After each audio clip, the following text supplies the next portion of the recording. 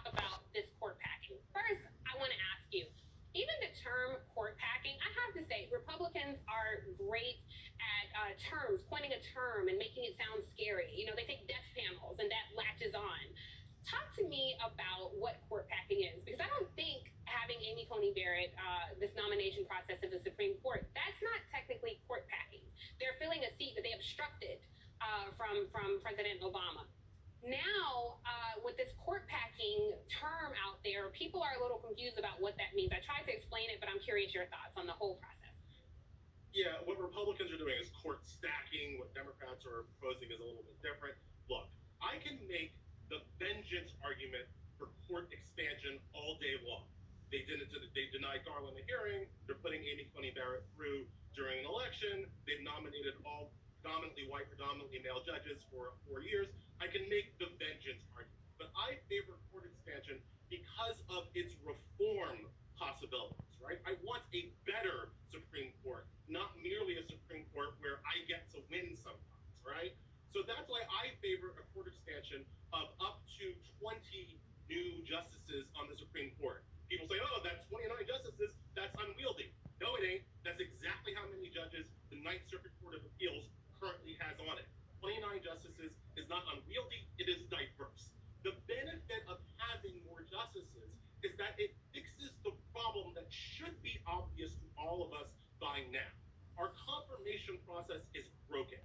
It's broken because when one of these octogenarians dies, which is a thing that happens in the world, it represents an existential crisis for the party out of power. Each individual Supreme Court justice is frankly too important to our laws and our polity and our rights.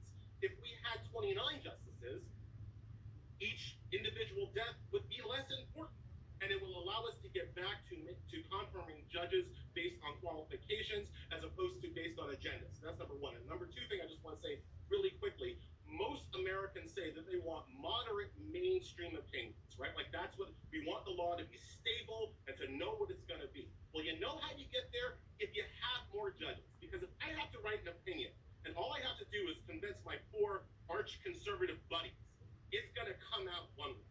If I've got to write an opinion that's going to convince 10 or 15 or 20 people, that's fundamentally a more watered down, a more moderate, a more mainstream position. I have just explained why Chili's is in business, why Olive Garden is in business. It's because watered down decisions are made for the benefit of the most people.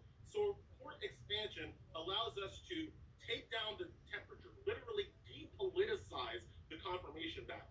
It allows us to have more moderate judges, more moderate opinions coming out of the courts.